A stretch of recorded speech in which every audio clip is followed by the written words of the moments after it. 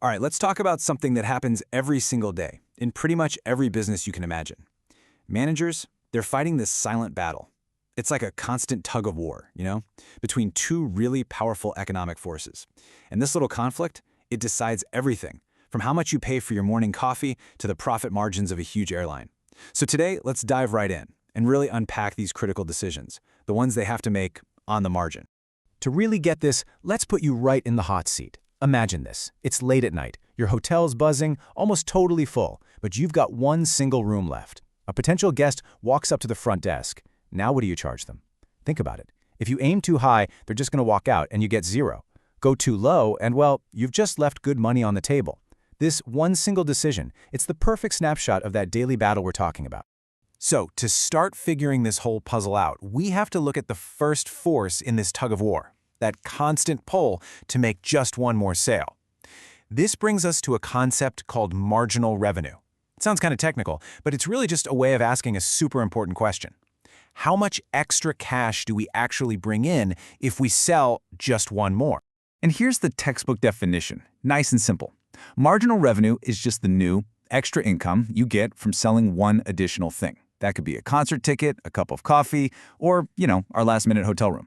It's not about your total revenue, it's all about the value of that next one, the increment. And for anyone who likes to see how the sausage is made, the formula is actually beautifully straightforward. You just look at the change in your total revenue, and you divide it by the change in how many you sold, which, for these kinds of decisions, is almost always just one. It gives you the pure, isolated income from that single extra sale. Now, this is where it gets really interesting, because marginal revenue doesn't behave the same way in every market. Let's say you're a farmer selling rice. That's a commodity, right? The market sets the price. So the extra revenue you get for selling one more bag of rice is basically constant. But in a market like tourism, where every hotel is a little bit different, you've got location, brand, amenities, something else happens. Your marginal revenue actually starts to go down. Let's explore why that is. And this perfectly illustrates our hotel dilemma. Think about it. That very first room, you probably sold that months ago to an early bird planner for top dollar.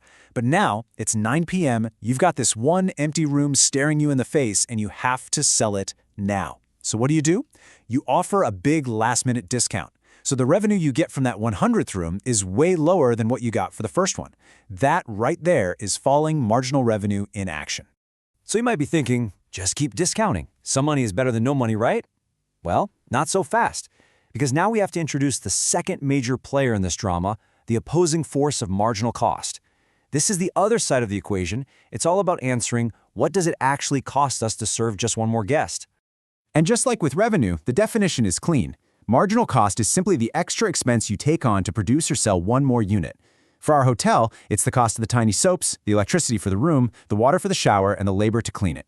And again, the formula gives us a really clear way to look at it. It's the change in your total costs divided by that one extra unit.